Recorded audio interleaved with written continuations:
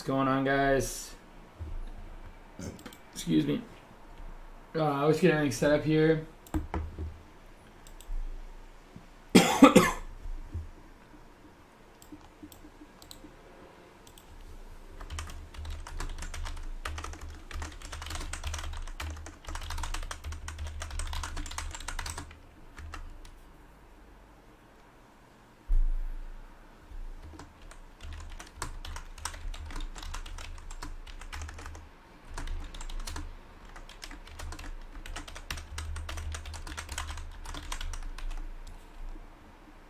Okay.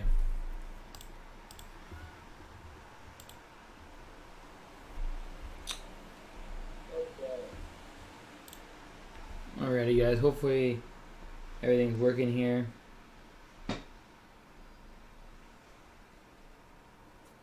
One second here.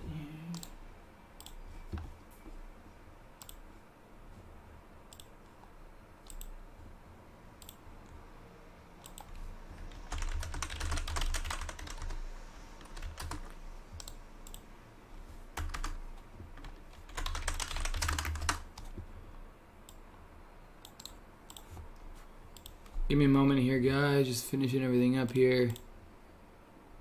All right.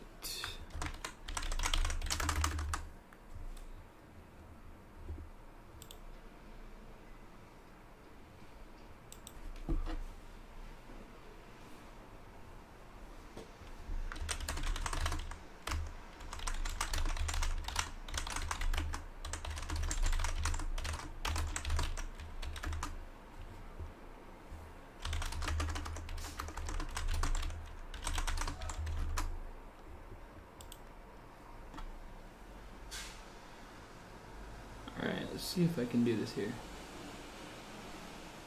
Alright, guys, we're just going to go live here with Ariel. Go over the year that was. Short term. Okay, cool. Trying to get everything set up here. That ended up shutting.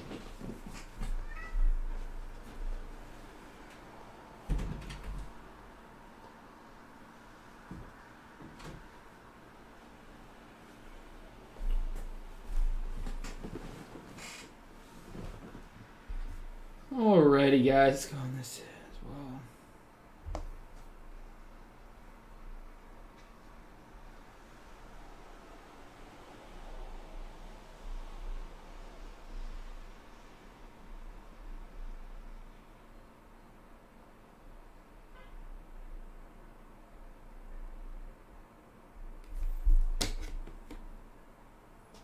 Alright, let's see if this works here.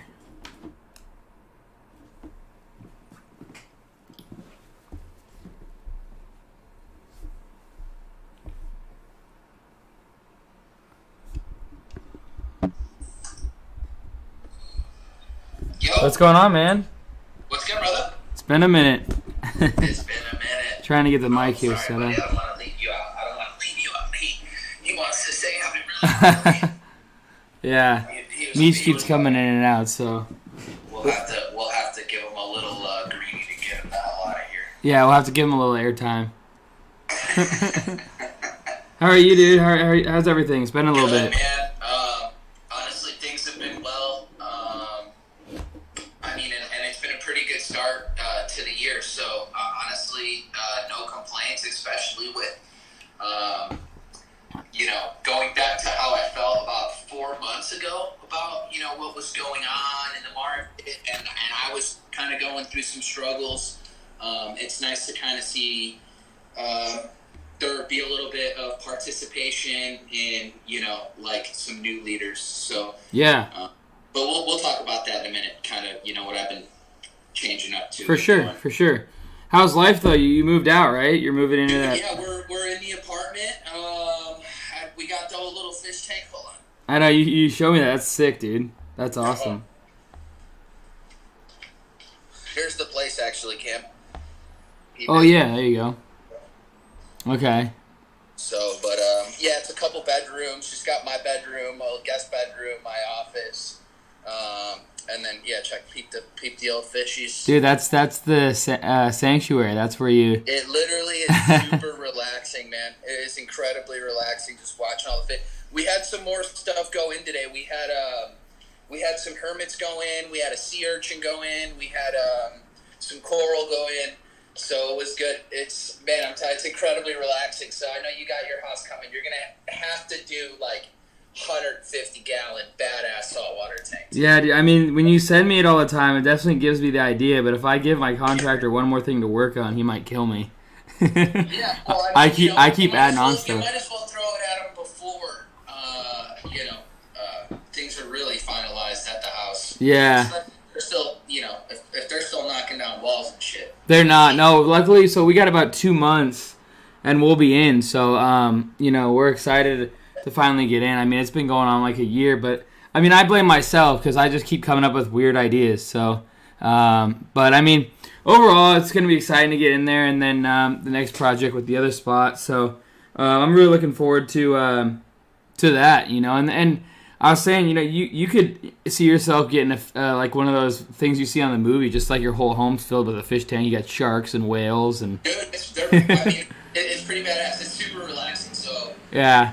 It's now that like the tank is done. I remember when we first got it started in September, and my friend was like, "Yeah, the water's just gotta like circulate for a month. You just gotta leave it there, and you're not gonna do shit with it." So.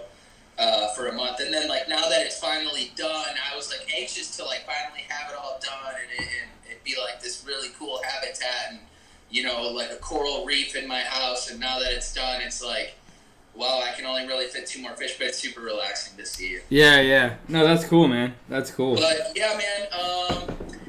2021. Yeah. It was an insane year. Obviously, it was my first full year of trading.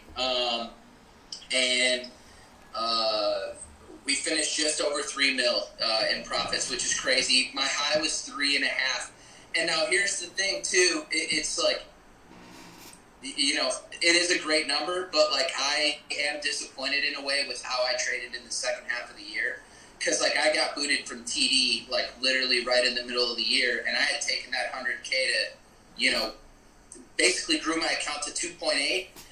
Apart from like what I had pulled, right? But at that point we were at like 3.3 for the year. Yeah. And I actually finished less than what I had halfway through the year, and I actually got as high as 3.5. But what had started to happen to me is I caught myself in this mentality. So like I got whacked for Q2 taxes. It was nothing like the first quarter. Yeah. Because Q2 was way better, and so I got absolutely pulverized. And then I made the broker switch, and then so I like slipped into this mentality of like wanting to make money back, and it was $700K that I had paid, and then they made you pay the estimate based upon that $3.5 million by the end of the year. No, they made me pay that estimate because Q2 I did like 2.2. Oh, okay. Like, quarter one, like in January, it's like 160K, 240K, 500K. So it's like a 700K first 3 months.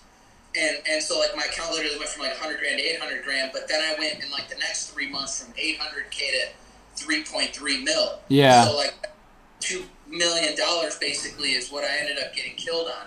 And then it like put me in this mentality, which again, look, dude, that is like the most insane blessing thing to even be able to say. And I'm humbled just to be able to say it. But then I like dug myself. And then by the way too, like seeing and even like, I spoke with a couple other traders about this, but even Jordan, like there was a moment there, in August, September, October, you were struggling as well. And that wasn't helping me with my own mentality of like, I already see how difficult the market is right now.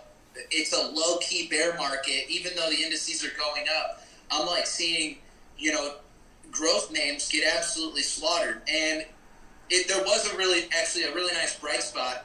I like took some really nice swings in BidF and HUT, and like I actually brought BidF up in our room, like right around the $5 range, and ended up going to $9. So like all year long, starting with names like AMC, even CEI and SPRT.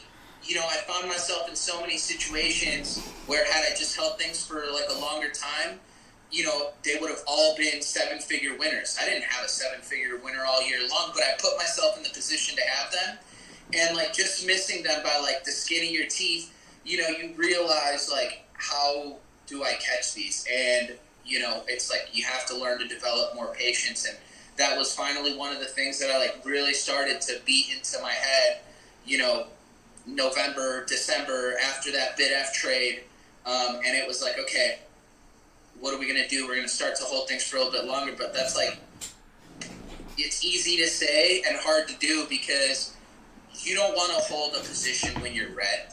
Nobody does. I had a day trader mentality. So like, if you go red and you're wrong, you just exit the position, right? Yeah. But with swing trading, the intention is like, I'm going to hold this for days or for weeks or for, and like I showed you my prints earlier, like I am in Ford and I've been in Mu and, XLE and I've been there for 10 plus days basically in some of these names.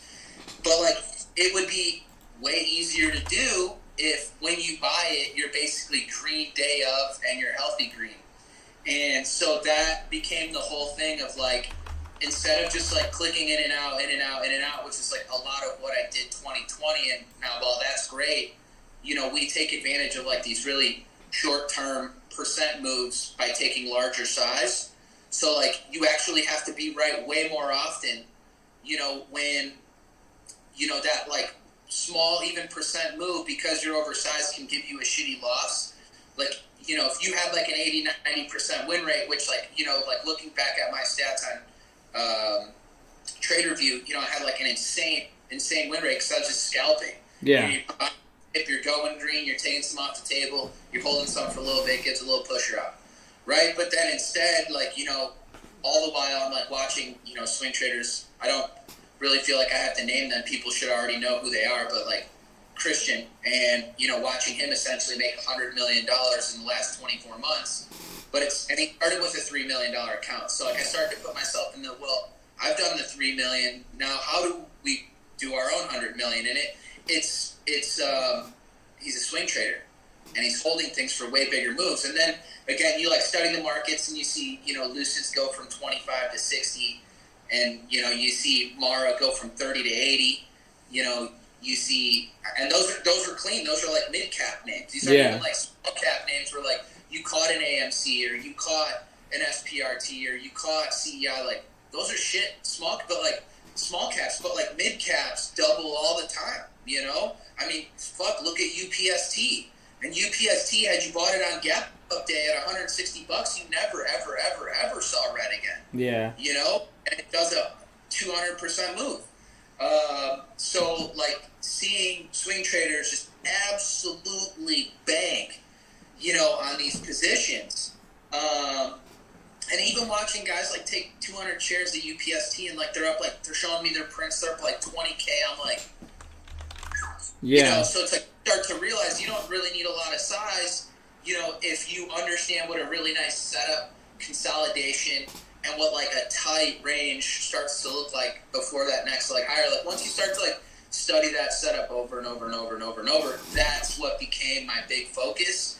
And part of the reason was I found myself middle or maybe towards the middle end of 2021 just compounding my own mistakes. And again, I'd love to tell everybody it was all sunshine and rainbows and I made $3 million in the first half and $3 million in the second half, but it wasn't the reality. Yeah. And Jordan and I talked, like that's, if you look at the stats and everything, there wasn't big runners, there just wasn't anything that, it was a mixture of things. There was good. There was, yeah. See, because we're used to day trading like what we got in 2020. There wasn't any good runners in the terms of same day, maybe with like the exception of like DWAC, which went nuts, right? Yeah, and that's what I mean by runners. I mean, like was the sympathy and the sympathy. Yeah. But like in reality, yeah, you're right. But like there were still really nice swing setups. Yeah, no, I mean there were runners. There were the DWACs and the and the AMCs and the GameStops. Those are the runners that we're talking about. But like No, I mean there were so many opportunities, and you know, that being said, I mean it was a mixture of things. It was a mixture of being on such a high and going from sizing into millions and millions and millions of dollars of positions, right? And then having to just like go from that to just see coming back to the reality of like, okay, sizing down and we're back into a normal market, and that's really what kind of caused a lot of people to fumble. And liquidity, yeah, it was a mixture of things. Dude, I used to be able to when and this is no exaggeration, Cam. Like when DLPN and TCAT were running together, and cost like the first time around was going.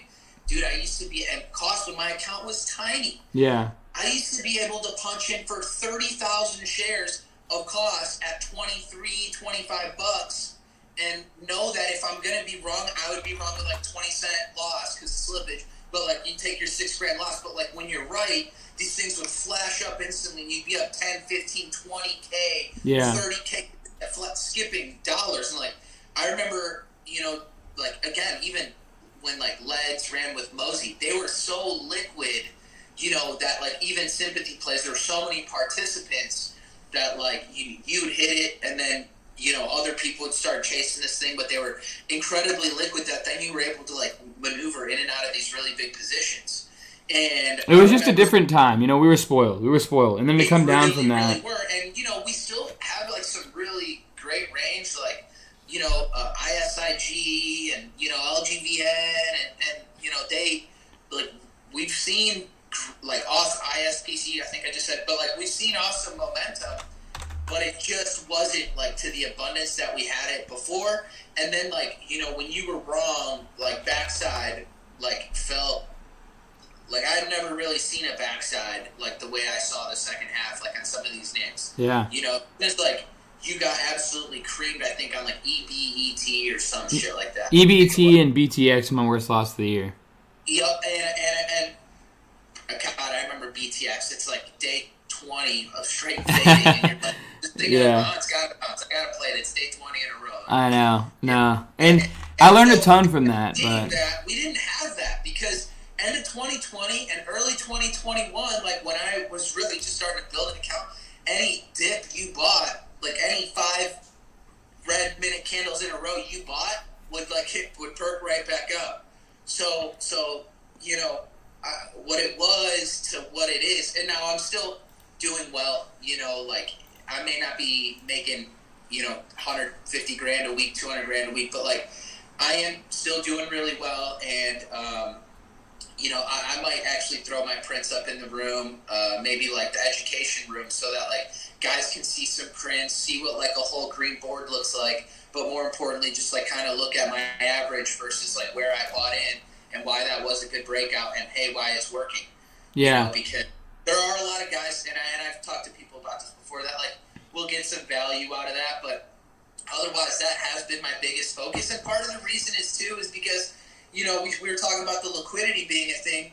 Well, I want to eventually trade with a $10 million and $20 million and $50 million account, right? But it's cool to say, like, you've made that and then, like, you've got that in your account, but it's so useless if it's just sitting there and you don't actually know how to put it to work. Yeah. But if, you know, I'm in 12 names right now and I'm really sized in small, less than 150K, 200K positions on everything, but, like, you know, imagine, like, a lot of these names are super liquid. Like, you could have $1 million in each of these names, and you could really have a lot of money at work. And so you're not necessarily capped on your, or, like, limited by the size of your account because, you know, a lot of people are like, I want to grow a big account. But it's like, all right, you've grown the big account. Congratulations. Like, now how do you put it all to use? Yeah. And that's the one, I won't say drawdown, but that is one of the negatives to, you know, just strictly being a day trader. And I know yourself, you know, you've got a long term, you know, you've got a swing account, you know, but it's, and you've even got like investments, things that like you really just don't care where they're at. Like you believe in the company, you know, hey, I'm buying it, and that just is what it is. And again, there's like a happy medium to that, right? Mm-hmm. There's like really happy medium that I've gotten to study, you know, guys like Minervini who've been trading in the market for 30 plus years, and like, what do they do? What works for them? How do they do it? And like, I've really just realized like a lot of the names that they're looking at are just names that are showing relative strength above their moving averages, consolidating, getting super tight, giving you clean risk reward. And like the job isn't really to click the button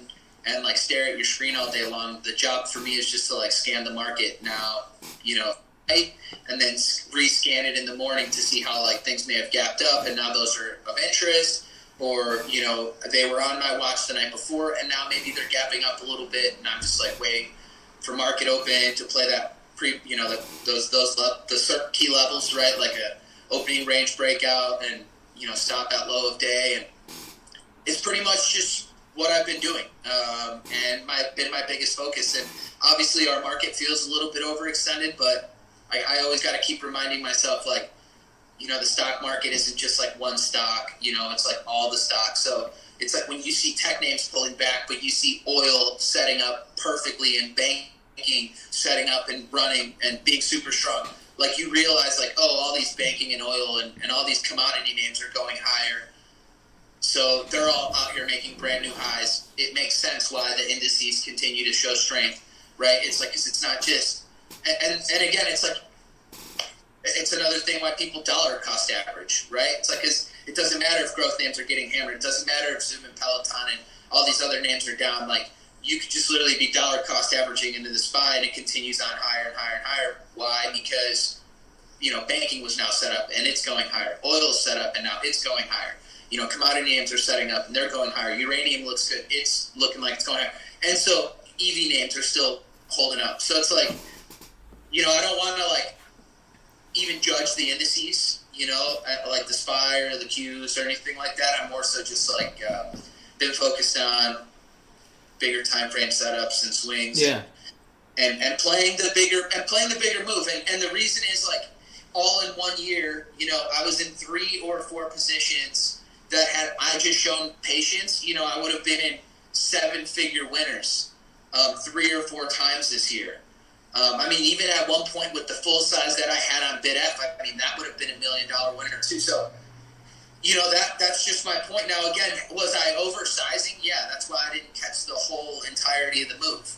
And then that's just been like another big work on this year, man. It's just, end of last year, it's just sizing it because, I started, after Q2, and then I like had a nice little run up. I made like $300K, and then I essentially ended up like losing like, just a little over $400,000 from like that little run up when I switched over to Trade Zero.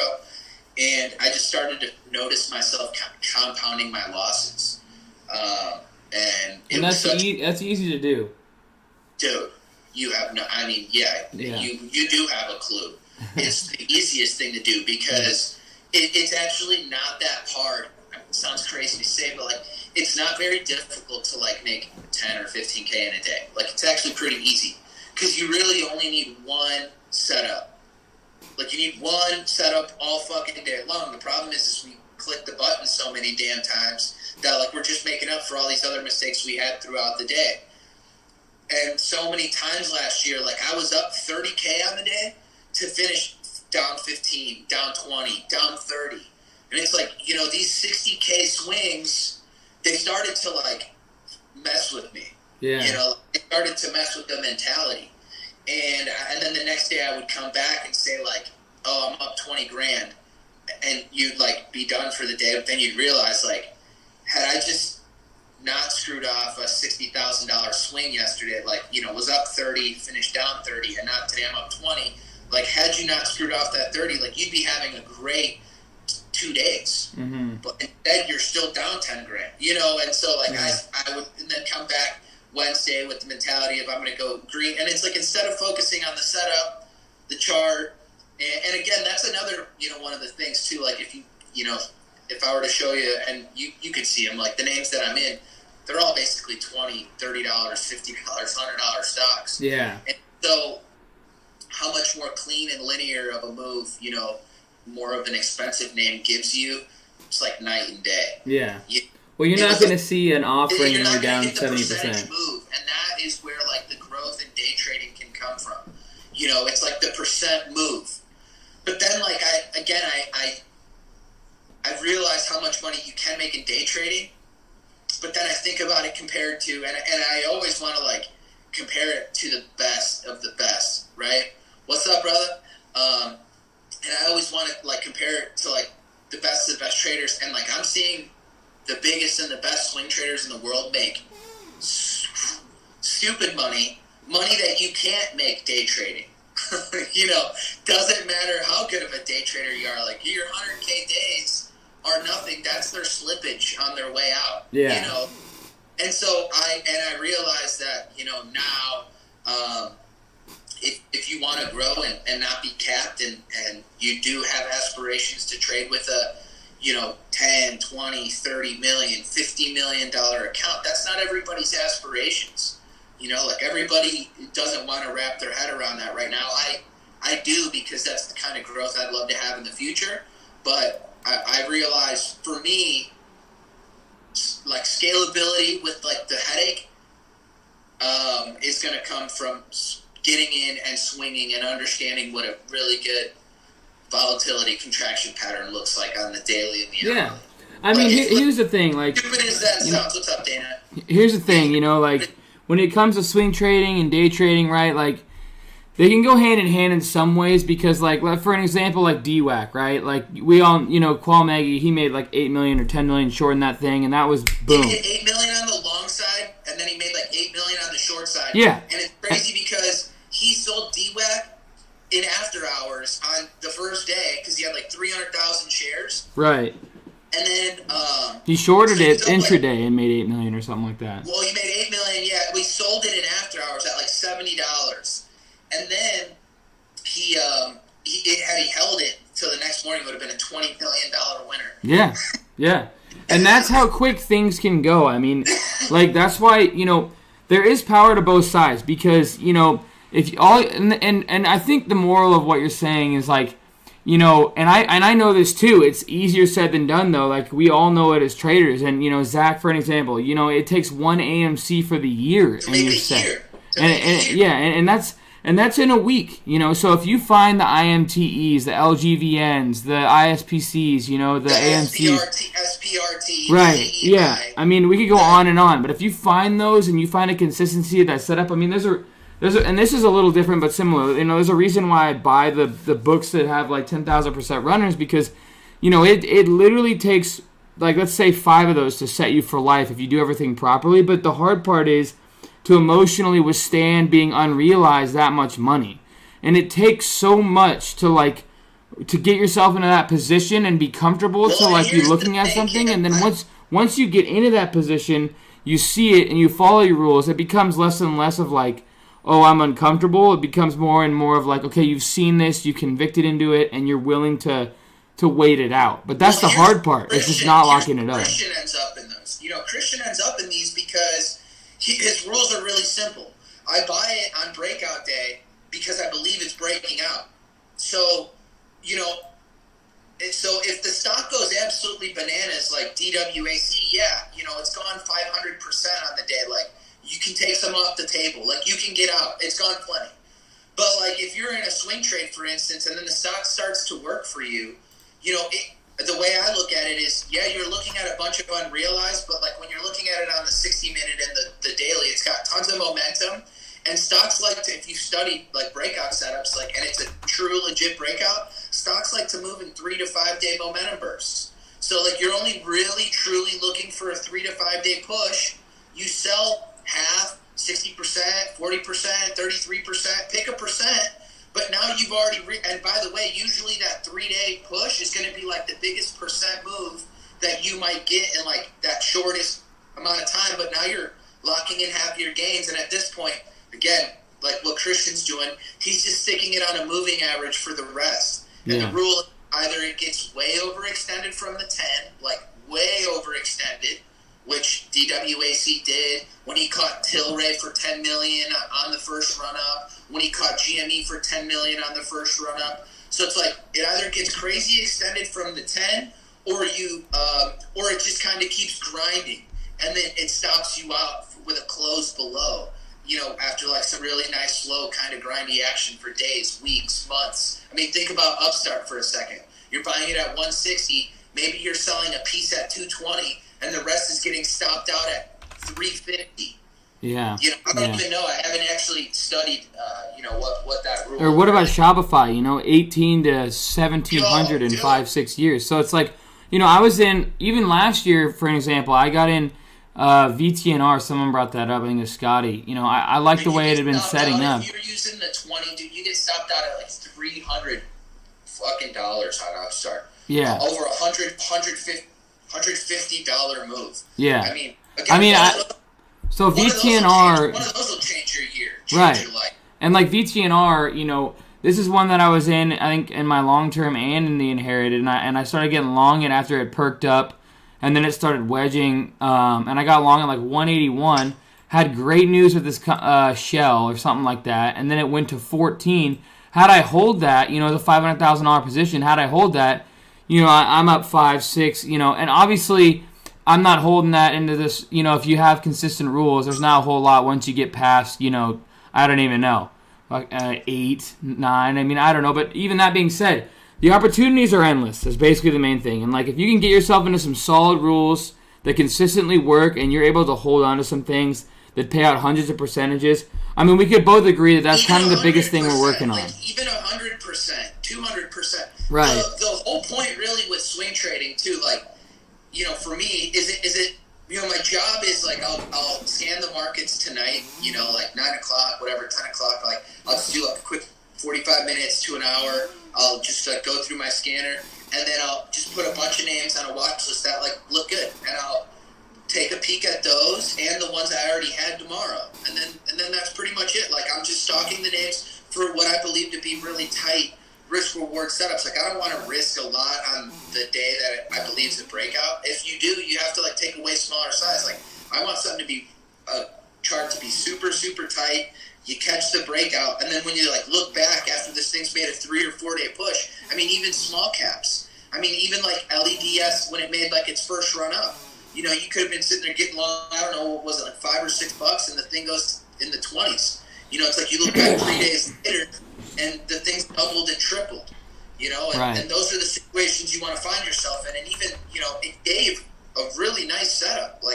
You can't really ask for a whole lot more. No. But again, setups should look like that right now for small caps. They've all made their move, and they've just been getting hammered. And there's not really a whole lot of bounces like I'm used to. It's two things. Well, one is the backside doesn't have bounces, and the second thing is, these things that are down 70-80% aren't even bouncing. So, there's some evolving going on into the markets, and that's just the name of the game. You can't get stuck up into believing something is 100% no matter what, because as soon as you do, you start ending up getting into a different kind of sector trend or some kind of money shift, or so. But yeah, and that actually is what's happening right now. For the longest time, it was tech, and look, tech's probably not truly going to go anywhere, but it's nice to see banking going. It's nice to see DVN and FANG just still being the strongest oil names out there. It's nice to see WLL. Like I showed you, did it still be able to put it, but there are so many things out there, and again, all at the same time, for people who still can't get enough, Lucid's still hanging around, there are some growth names, and there are some tech names, and there are some that, hedge funds just can't get enough of. Yeah. And, they're going to set up, and they're going to go higher potentially, and, but like you said, shit just gets rotated around, and, there was so much money in the markets that, small caps everything was making huge moves. Yeah. And now, it's, the big moves are more concentrated in a few handful of names. And every day, sometimes they're different. And I keep my eyes, on small caps too, if I hear them ripping and running. But in reality, I've been staying away from them simply because it only takes one guy to soak up a couple 100,000 shares and then dump it a few minutes later as you think this thing might be breaking out. And that's been the mentality too. You buy the breakout, set stop below a day. You buy the breakout, and these small caps just slam. Yeah. So, yeah. But again, look, I know guys like Jordan, and even Diego consistently showing good profitability, and they've got what's been working for them and what's tailored to them, and I mean, I've even kind of been trying to keep Jordan up on my swings, and it was funny because you said, I'm surprised you're not in Zim. I told Jordan yesterday I'm watching Zim. I told him yesterday. I said, I'm watching Zim. I said, I'm watching Zim. I said, even if you don't play Jordan, I said, this will be a good one to learn from. And, like, Zim was another one that, like, kind of just went off my radar today, and I feel like such a dipshit for it. But yeah. Well, watch Marvel, too. Marvel is one that setting up it's as well. another one that, okay, so I was looking to add, I'm looking possibly to add MU. And, yeah, God, look at that strength in MRVL today. I know. That's why it's back on my radar. I was in it, and I stopped out for, like, $1 share loss, and then it came back extreme today. So I was in it initially. When did I get in this thing? So I got in it I think it was like right after that really tight red day, after 12:21. I got in it at 12:22, and I just like held it for days, and then it finally just broke down on me. I ended up getting out break even basically. Yeah, yeah. But if it sets back up, it's just got to it's got to give me a tight day. Like this isn't tight. Like it had a big day today. Like its normal ADR is 4.5. Today it went 7. So. And that's on your TOS, right? Yeah, I had a buddy of mine, Alec. He actually he sent me the scripts for dollar volume and for ADR, and so like I literally, it's just like they're in my studies now, and I just added them to my charts. And I really do want to be in stocks with like an ADR over 4, but like I'm in Morgan Stanley, and they're at 2.2, so they're kind of slow. So I sized up a little bit, and that'll actually. You're in Morgan Stanley, dude. Isn't that like a snail moving stock? And who gives a shit? Look at Morgan Stanley on the daily. Look at this thing. MS, baby. What do you mean it's breakout day? I feel like that thing's slower than the slug, though. Don't you worry about that, Cam. All right, this thing will be up at 120. I'll make $15 a share, and I got 2,500 shares. And when I that thing is kind of wow. That's from 50 to 100 in 1 year. That's what I'm saying. Like this thing can go, and I got 2,500 shares. Let it keep creeping, crawling. I don't, like. And I actually told my buddy this because it is a slow stock. So you're right. It's slow. But here's the thing. It's breaking out, making strong. And, if it does actually end up working, I'll be selling half my position for like a 10 grand winner. And then your other half, you could just be in this thing until who knows when, until it stops you out. And that's the whole idea. I mean, did you see APA and OXY today? I'm in both of those too. Well, I was in OXY at I think I was in at 12 because I got in during COVID and I sold it at 30. But I'm like, I really thought, because I know that it was either Carl Icahn or someone, Warren Buffett, or had bought in it, and I was like, holy shit, this thing is down massive and it doesn't really belong there. So I bought OXY. But I mean, APA was the big one because it went from $3 to 32 now. And I was at the time I was choosing between APA at 5 and then Oxy at 10 or something like that. Yeah, I bought both of them today. Actually, I'm in another banking name too that's absolutely crushing it. WAL. I scooped this one as well today. Oh man, WAL, absolute monster. Western Alliance, yeah. Monster day, and all these dailies are all banking's all set up to go higher. So it's like that's part of the whole swing mentality. If it goes, it goes. Cool. If it doesn't, tough break for me. But the idea is, can I catch just a 3-day move? Get it far enough away from my average where it's like you made something, you trim half, and now like that moving average on the daily, like on the 10, is already well above your average, and you're like, well, at least this other half I'm going to stop out green no matter what. No matter what. But you don't know how high it can go. Like I'm in Ford from 20. I mean, Ford can go to 30, 35, 40, and we don't really know, but, next thing you know, you still have half of your position, and you're up 10, 12, 15 bucks a share. That's the whole idea, because that's going to be, I remember day trading, it's like we're catching 30-cent moves, 50-cent moves, whatever. Now it's like I'm catching $10 moves, $8 moves, $5 moves, $6 moves, but then you just do it in a way that you're scaling with your account. You're not oversizing with your account, because I only put 10 to 20% of my portfolio for one swing. So it's like I'm never truly oversizing. You know what I'm saying? Yeah. And as your portfolio grows, so do those positions, and yeah, so will your P&L. But the idea is you're just entering into really strong daily and hourly setups. And, yes, Morgan Stanley is slow and it's not ideal. And so I do size up just a touch just to make up for how slow it is. Also because it was a tight range and it is so slow that, like, if it breaks down below that range, it's like you're like losing $1.50 on 2,500 shares. Like, you're not dying, right? Yeah. Like, the account's fine. But if it ends up working and ends up giving you a $10 or a $15 move, it's like you might have been risking $2,500 for a $40,000 winner. And that's really what swing trading, in my mentality, that's why you do it, because it's just strictly about scalability. Day trading is for really wanting to grow a small account into a big account. But what's going on, Jazz? Good to see you, man. Hey, Jazz. But once you get once you get a large account, I know guys who day trade and they got $10 million accounts. Well, I know they're not getting into $10 million positions, and I know they're not trading 5-6 names at a time. So what's the sense of having a $10 million account then? Yeah.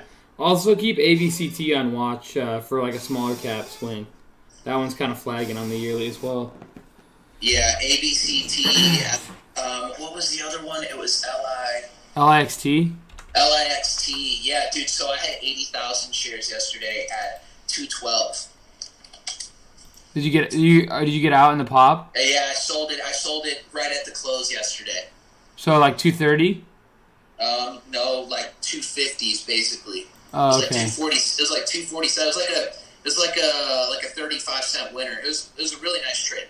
Yeah. It was like, damn, that thing is so illiquid though. Holy shit. It was so liquid. Yeah. So liquid. So Oh, I sold.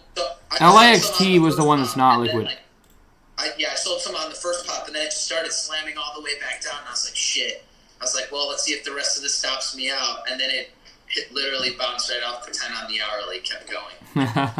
And I was like, that's trading for you.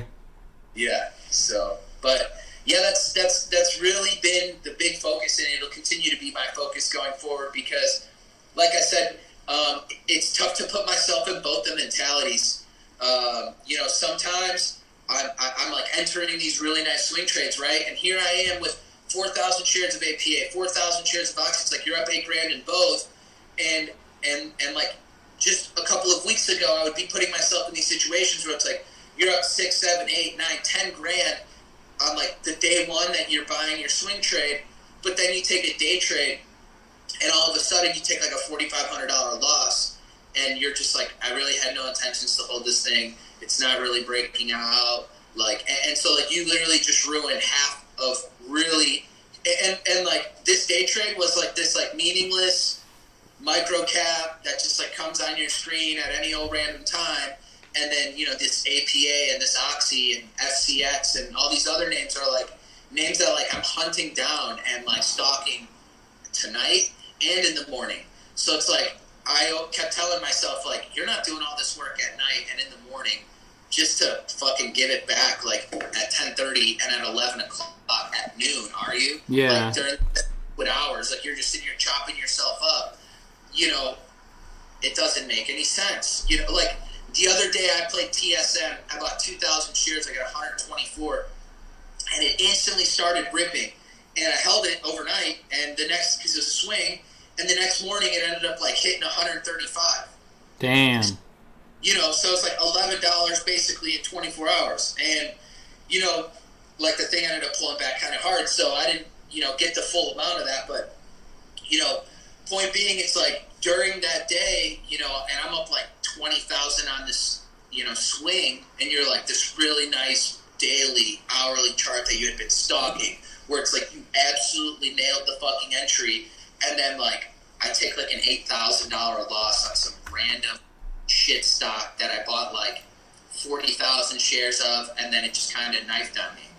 And it's just like you literally, like this one stock has been setting up for weeks and you've been stalking it so that you can make 20, 30 grand on it in 2 days. But then, in 8 minutes, you oversize on a day trade because you're really not playing it for a bigger picture move. You're playing it for a smaller picture move without really all the technicals behind it. Of like, because when something, it's a shame when something goes weeks and months or weeks, building a base, setting itself up, and then it fades, yeah. Only to fail. Like, it's a real shame. But, like, if you're stalking these names that, like, build really nice bases on the daily and on the hourly, when they end up working really, really well. Well, when things build a really nice base on a 5-minute chart, they fail a fuckload because it's just the 5-minute chart, right? Yeah. And so, you know, playing these, like, haphazard, random day trading, like, again, I will never knock on day trading because it's how I made my money, but I also realized that I made it in 2020 and the beginning of 2021, like, pretty much all of it, in the times when, like, even for yourself, like, look back at your for Trade Zero. What were your biggest 3-4 months? They came in, like, the first 3 months of the year. Mm-hmm. You know, it's like you didn't just forget how to do what you were doing. No, it's just shit names started rolling by. Setups that you were so used to being higher probability setups for you, all of a sudden became break-even probabilities, or, you know, setups that just really weren't giving you what you were used to, what you were getting in January and February, March. I mean, you were doing $4 million months. Yeah.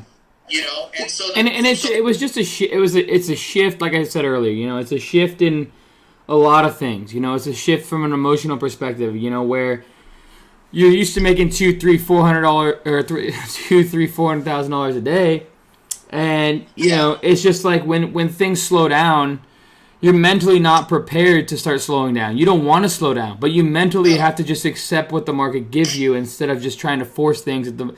I can't stress that enough. You know, you can't force anything in this market. If you ever try and force something, you will lose over time, and you will probably get a lot of slippage, and you'll probably get a lot of compounding losses and a lot of different things. But when things are hot and you're up here and you're going and going and going, times are great. But you have to know, and that's why I learned so much in the past 7 months from multiple different time frames. But when you go from here to this, and then on top of that, compounding losses like I was, because, you know, I'm like, there's just no way BTX can go another day. There's no way BTX can go another day. And before you know it, I'm in a $3-4 million position on BTX. And if it goes down, you know, I don't know.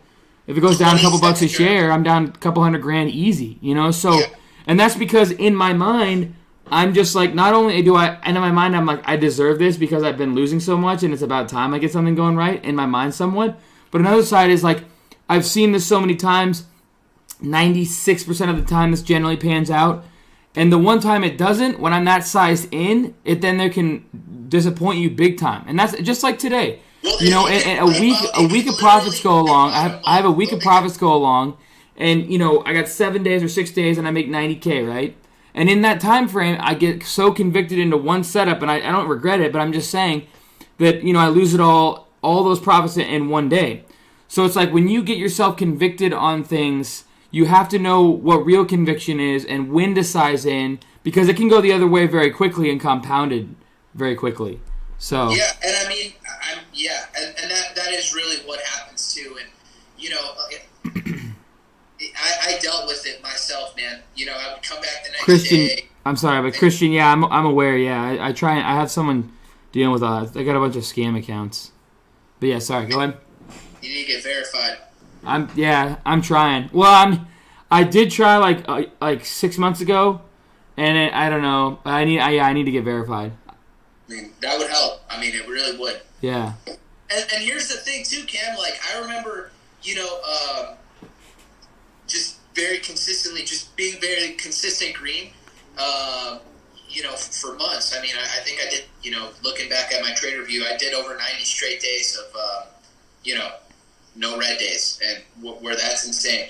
But there are still days even now, like, a lot of people think that you can't make insane money swing trading. Like, you know, just on the positions I opened today, I only trimmed APA and OXY and half of HCC. Like, I literally trimmed half of those 3 positions and you know, locked in over 5 figures. And then, you know, still $30,000 unrealized on those same exact positions. Yeah. So it's like, you start having 30 and 40K days, like, those are like as good as any day trading day that I could have had. So in reality, again, it just goes to scalability, because, you know, never before when I was day trading too, I still do day trade. It's not, I can't talk total shit. If I'm sitting at the computer and I see a really nice day trading setup, you can't stay away from home. You can't stay away from home. It's hard. Well, I mean, I'm sitting at the screens, and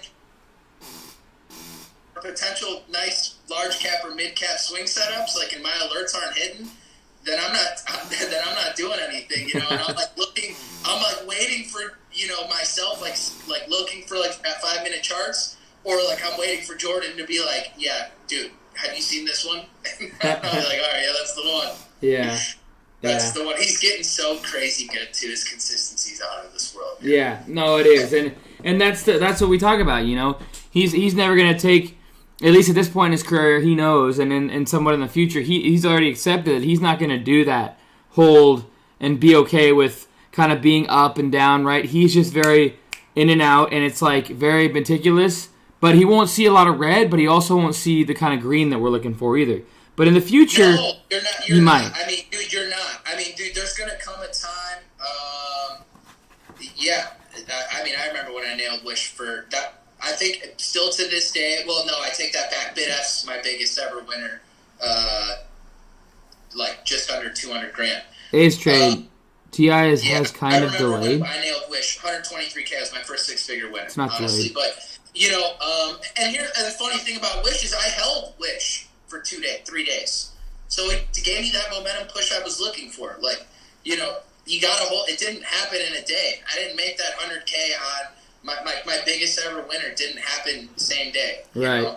And that's just, again, it has such a thing to do with sizing. Where we aren't in when AMC was crazy liquid and when GME was crazy liquid. I remember when GME made its first run. I mean, it's trading 100,000 and 50,000 share candlesticks up at $400. It was insane, man. It was insane. What kind of liquidity are we talking about here? I mean, and you could have had a short up there. Oh my God, it could have been stupid size, and in an hour you're up 60%. You're up several $1 million, and then you flip your position, you reverse your position down in the low hundreds, and that's my dream, man. But it takes so much time and so much conviction. By the time I get to a point where I'm at 10 years like Qual Maggie, I will. Do that. I know Ducks can do that. Yeah, he can do it, but he's also like, he spends like months not doing anything, and then all of a sudden he finds his exact setup. That's because he's smart. Yeah. He only wait now because, and that's the thing. He's literally giving it. And to catch these opportunities means like he's still around. He's still keeping his eyes on the market all the time. But then he's just literally waiting for only the most A+ criteria you can get. No, I know. And he loves. I know he might be one of the very best ones at playing that parabolic washout bounce. The way he absolutely crushed Fun and DWAC on that. Oh my God, yeah. What did he do on DWAC? Do you know? $6 million on the long side. Yeah, on the $6 million between Fun and DWAC on the long side. Did he do like 15 mil this year? I mean, dude, he made $6 million a day. I'm sure. No, well, I mean, like, I know that. Well, at least Jordan was saying he was like, yeah, he had a couple big trades, but that was about it. Like, it wasn't as insane as I thought it was. But even being, he's a great trader, and he's a sniper, and he waits, and he's patient, and he doesn't mess around with all this BS intraday like sometimes I do. But that's just the way I've been, like what works for me. But at the same time, I realize it, and I have been told many times, I make most of my money on like 5 or 6 trades out of the year. A year. And that's it. And that's what he does.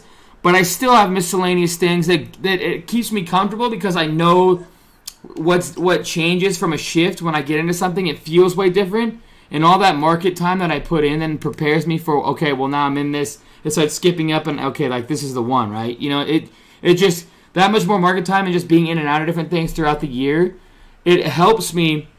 And then those past 7 months, I mean, I can't even tell you how just ass backwards I was with not doing that, and not being in kind of like, the one good trade I had was DWAC at like 56 and I sold it at 75 on that bounce. And that's my typical setup, and I was sized in. But I was so mentally just backwards and trying to compound my losses and trying to size up on things that I shouldn't have been. And when I got like that, all I was doing in general was I'd have like I'd have a $600,000 day and then I'd have a $700,000 red day, and it was just this like bullshit that I was doing nonstop. And looking back, you know, I'm so frustrated at myself for doing that, but at the same time, I'm telling you that leveled me up for this new year because I just know how much I focused on exactly what I did wrong, and looking back and realizing that I just need to, you know, just that spreadsheet that Jordan shows, and you guys all have access to it, seeing the 50%, you know, gappers. When you see the numbers, a 50% intraday run into the 100 plus on the month, you know that there's so many different runners and so much money flowing through the market that there's millions and millions and maybe even tens of millions of dollars to be had just from an intraday basis, not even a multi-day basis. The multi-day gets even crazier.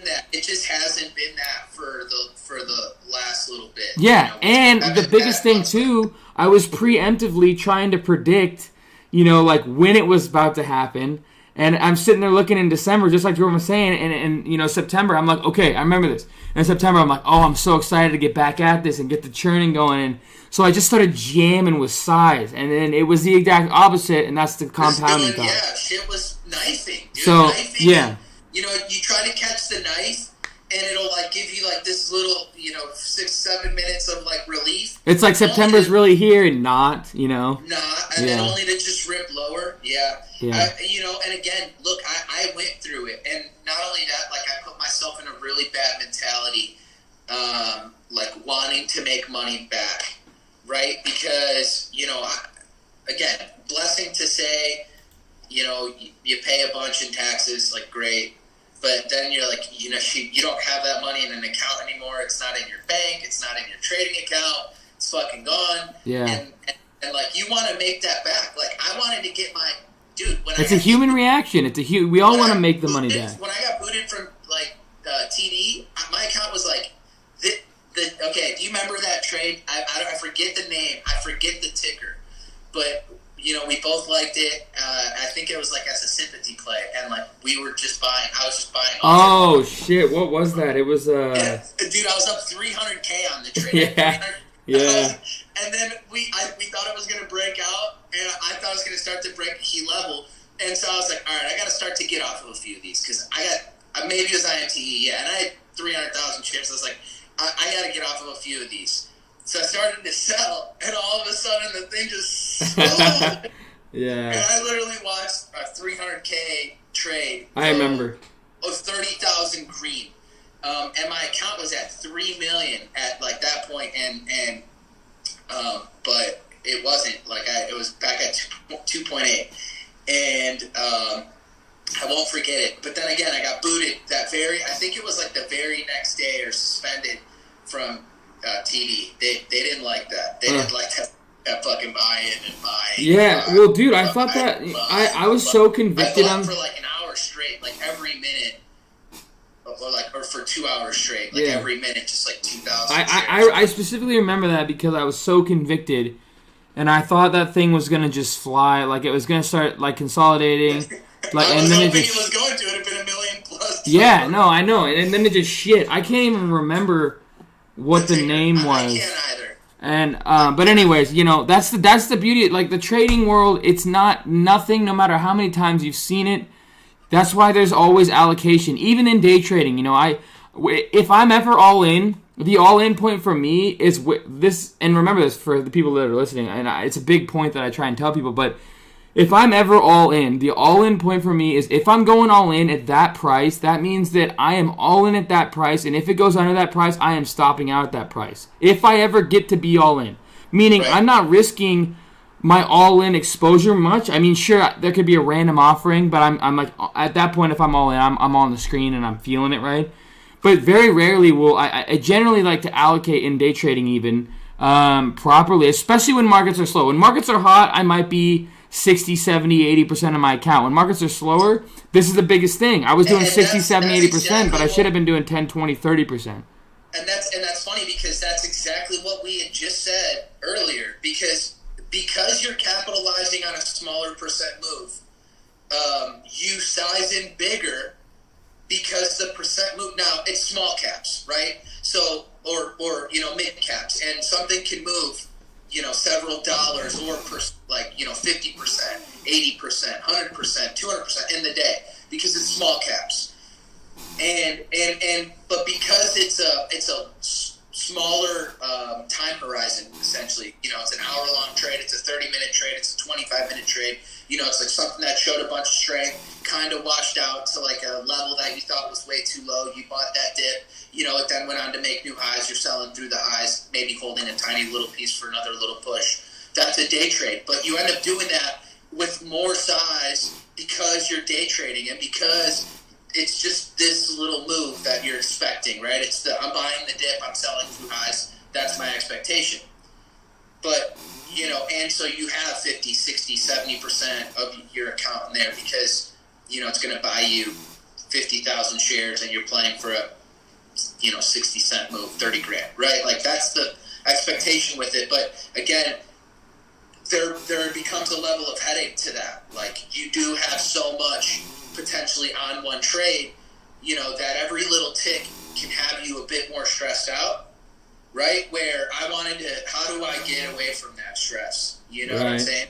And that literally is why, like, looking at charts now that the market is closed, and then seeing how these, what I believe to be really nice setups kind of react in the morning, and then if they're looking good, be prepared, for like the action that I expect to see, and then if the action that I expect to see is kind of playing out in front of my face, I mean, I used to love LEDS, Mosey, COS, DLPN. I probably made like $1.5 million between those three names. Yeah, I mean they were running it was 1,000+%.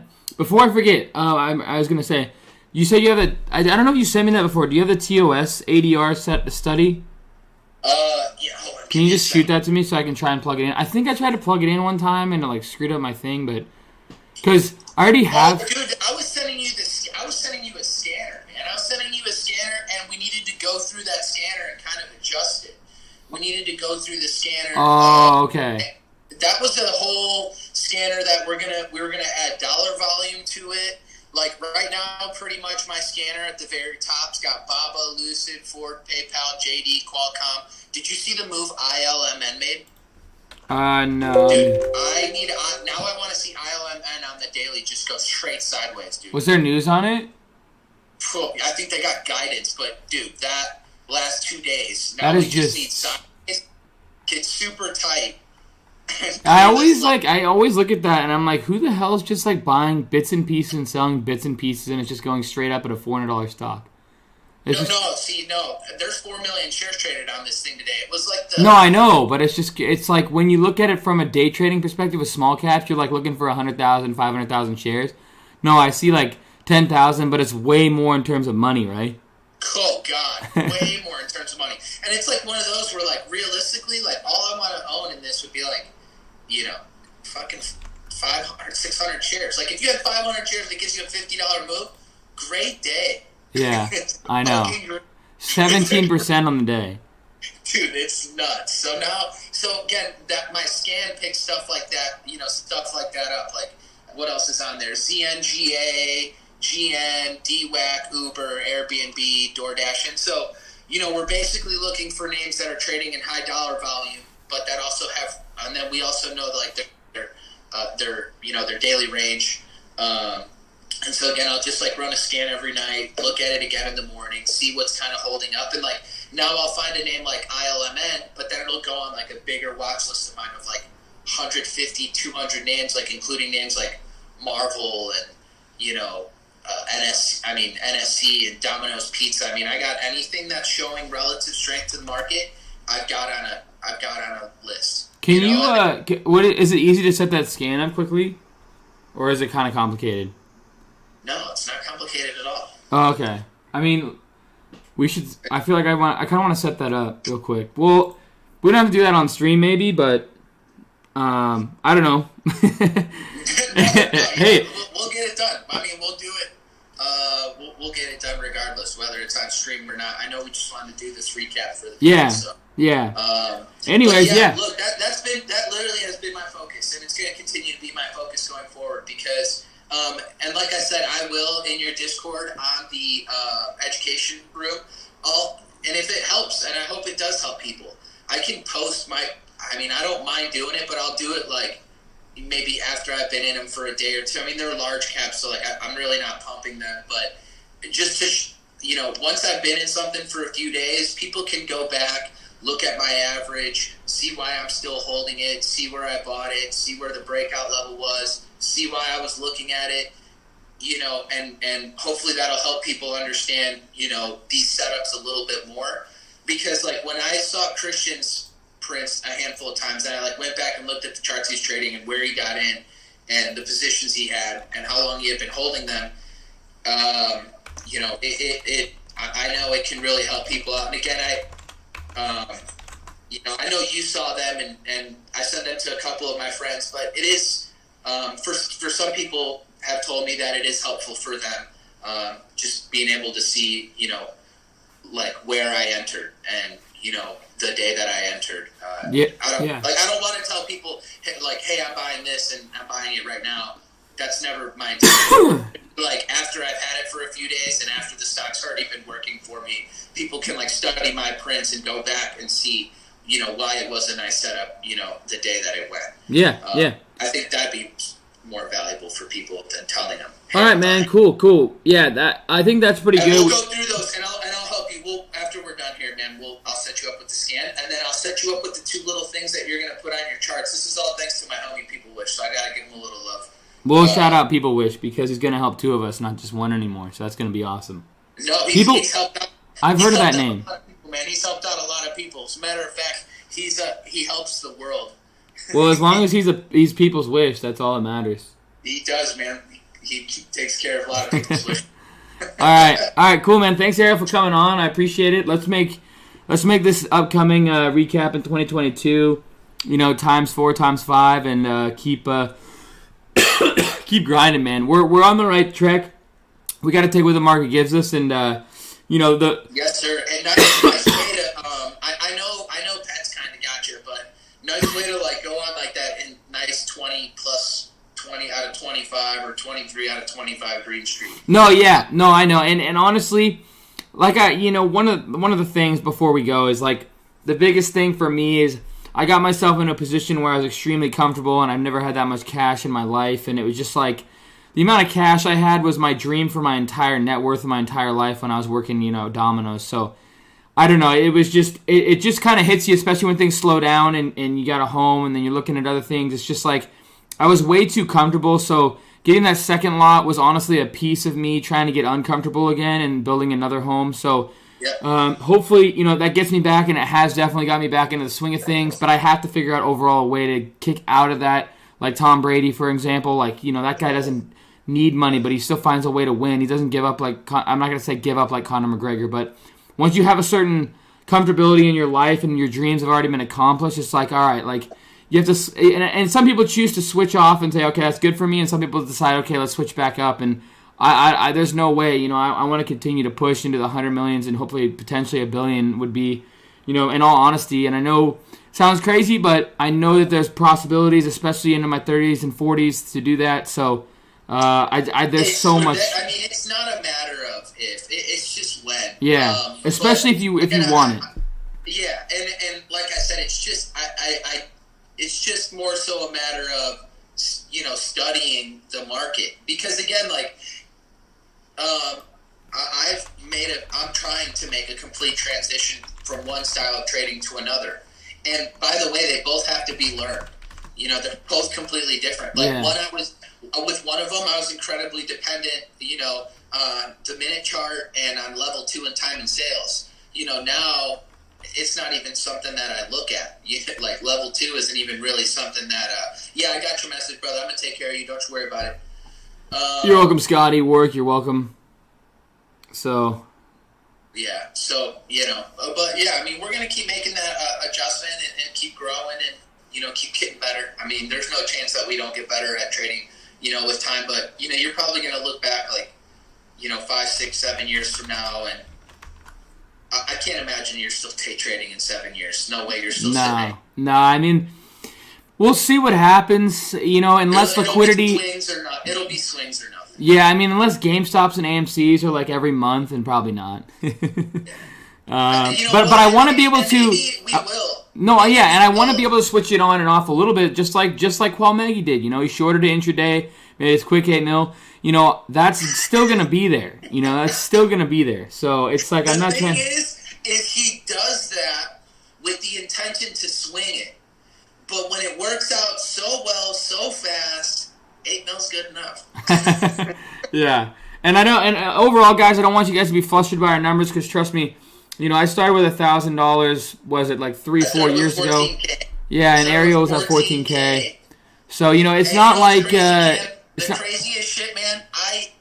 It is the craziest blessing because a lot of people who have known me now for a little bit through your Discord and yourself, like I remember losing so much sleep because of the money that like I lost when I got in trouble, and now it's a blessing to say that like you can pay that twice over in 1 quarter on taxes.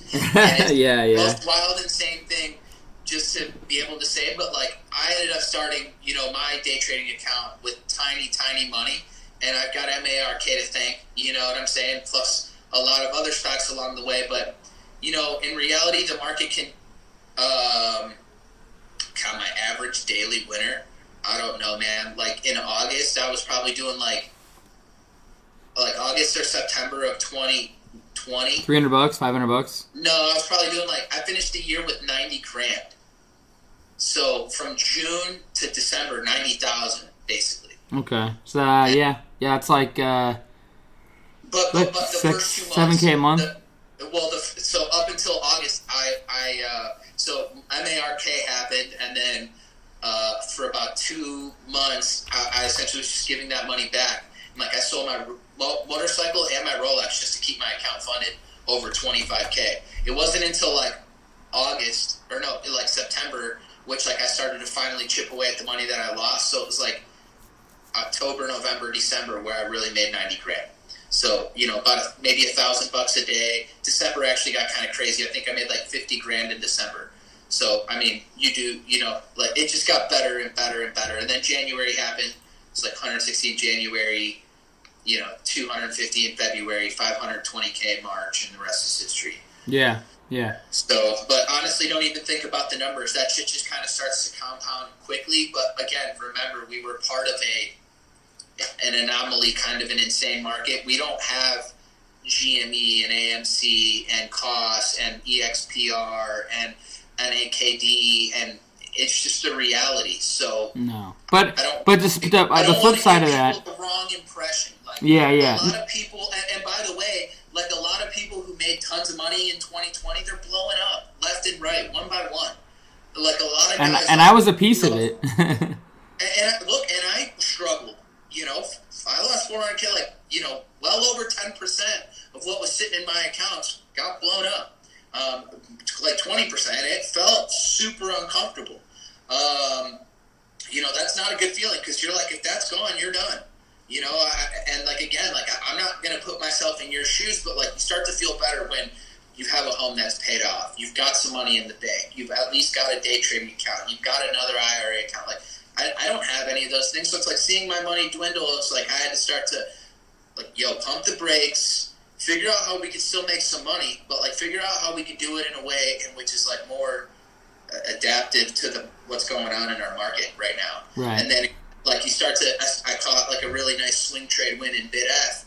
Not nearly what I could have, but you catch a really nice swing winner, and then you realize man, these swings might just be the way to go. And it then becomes studying who does it the absolute best. And a lot of people know who the dude is, and you either follow him and soak that shit in, or you don't. And Yep. All right, man. Again, I like what Jordan does. I absolutely love seeing Jordan make $50,000, $60,000, $70,000 a week. Almost seriously seem stress-free. So he sits down at his computer. He knows he can stay green. He has a process. He has his strategy. It works for him. It's great. Is he going to be capped? Yeah, maybe. But he's going to be amazing at what he does in 10 years from now. Yeah. So, it's a catch-22 for everybody. The cat can be skinned. so many different ways, as they say. Yep. All right, man. Well, good to have you on. I think Yes, that sir. everybody appreciated it. Thanks for tuning in, everybody. Happy New Year to everyone out there. Happy New Year to you, Ariel. And we're going to cap it at that. I cannot wait to see what we do in 2022. This is now our second stream. And let's make this year better than last year. All right? So, anyways, guys, I appreciate you guys for tuning in. Please subscribe to the channel. Click the icon later for making videos. Cheers, team, and go Hawks.